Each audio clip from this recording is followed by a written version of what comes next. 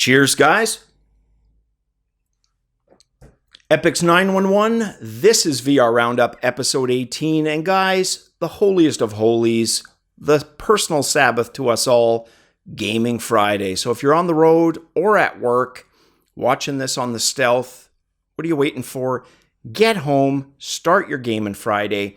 And to those of you who've messaged me over the past few months saying things like how Gaming Friday has been a positive tradition for you to start with families and friends, I totally agree. And I love hearing about that. It's something about gaming. It can bring people together. It can bring families together.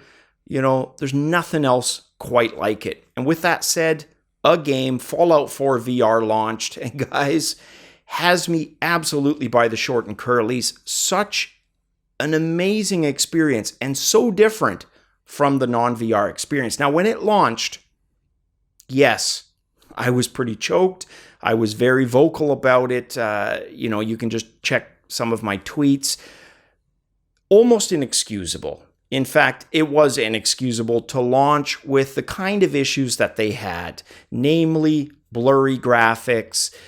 If you've got a quality assurance team, I'm sorry, even if it was just a handful of people on that team, you should not launch with that type of bug. That's amateur hour. But with that said, they've done their bit. Those things have been addressed. And what we're left with, niggling things aside, like having to click to pick things up instead of being able to reach over and pop the grip button and make it feel more realistic, made up for the simple fact that we have an entire world to explore. A massive, post-apocalyptic, thankfully devoid of zombies world. And like I said, it's been fantastic. Wanted to ask you guys, just kind of gauge, if it's something people would be interested in, doing a live stream a little bit later on this Gaming Friday, past all of that crappy tutorial stuff, getting into the meat of the game and being able to show you guys what that is like. So let me know in the comments if that's something you'd be interested in. And the next thing I wanted to talk about quickly is doing a quick look series. This is, again, feedback from you guys, from a viewer, the Epic's top 5 VR games, regardless of platform, and just kind of do a mini series like that. Because one thing I've realized, guys, with the positive reception to the Fallout 4 VR videos, is how much I enjoy doing quick looks. I've missed that, and obviously the gaming videos on this channel pretty well received as well. So I am definitely going to try to get more of those out. With that said, guys, let's jump into the news, starting with, finally, it's taken a long 2 years in the world of virtual reality, but HTC VIve finally has its own native YouTube app. It released today on Steam for free, as it should be, and it provides us with access to the entire catalog of content on YouTube. It's essentially the full version that includes 2D videos and, of course, 360-degree video content. They even went so far as to ensure that your Vive wand could be used as a remote control within YouTube. The app released today. It's still in early access. It is free, like I mentioned, and it's going to stay in early access for most of 2018, that according to HTC. And this next story, the Vive Focus, with its 6 Degree of Freedom and China-only release, had quite a few of us bummed out. And honestly, this footage from Engadget, China's Richard Lay, not helping matters in that respect. He does everything in this video, from cartwheels to purposely trying to throw the 6 Degree of Freedom tracking off. And guys, it was pretty bang on. It was pretty fluid. And like I said, just makes me wish that we had this as an option here. His only real negative with the testing was the controller, although he did say he's getting used to it. And what I mean by that is some of the dexterity you have to do with your fingers to get options to work, similar to some of the challenges that Rift users have with Fallout 4 VR that I cover in that video. So just a reminder on the specs, guys, for the Vive Focus. Qualcomm Snapdragon 835 mobile processor, a 2880 by 1600 AM OLED display, 75 hertz refresh rate, which wish that was a little bit higher, 110 degree field of view, so that puts it right up there with the Vive, the Rift, etc., and an internal fan to keep all of that hardware cool. And then we have Glow Incorporated announcing today that they have secured $3 million in seed funding. You can see via the link in the description below. I've got a video as well, or playing here, depending on if they have it flagged or not. It is a zombie-themed game, unfortunately. Like, there's not enough of those already. It's called Deadwood Mansion, and it's slated to hit the LA IMAX Center first, followed by New York and Canadian and global locations afterwards. I would love to see more arcades catering to this type of larger scale virtual reality. I think that's going to be the benefit of VR arcades. Not the stuff that mirrors what we can do at home, but that more grandiose arcade experience. Next up, Oculus hosting a pretty damn good winter sale.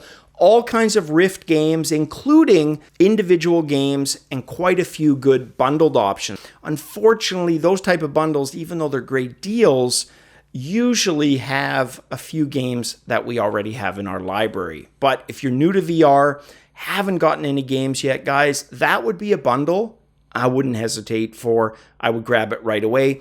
However, just a note, keep in mind Steam is also going to have their annual sale.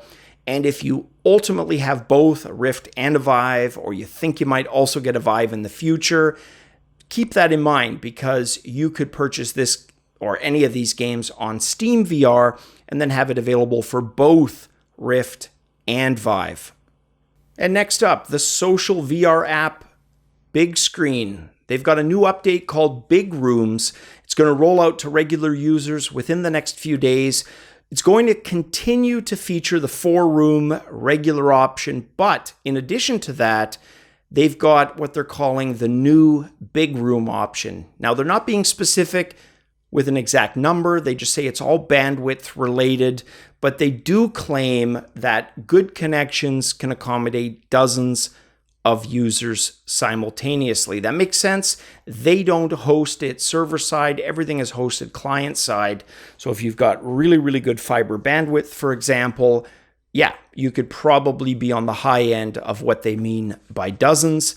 Bigscreen, of course, free for Steam, for Vive and Rift, or Oculus Home for Rift. A very nice bundle back in action. It's a US only sale featuring the Vive with a GTX 1070 Founders Edition and Fallout 4, available once again for $800 US. Again, that's via a flash sale, so that is limited by time and or inventory, whichever runs out first. Now, considering the card is discounted via this bundle by about $200 US, and Fallout 4 runs at about $60 US, that's a savings of $260 US, almost $300. Not bad at all. So if you're on the sidelines, wanting a Vive, all those other times I said it was good, well, this would be the best. Jump at it.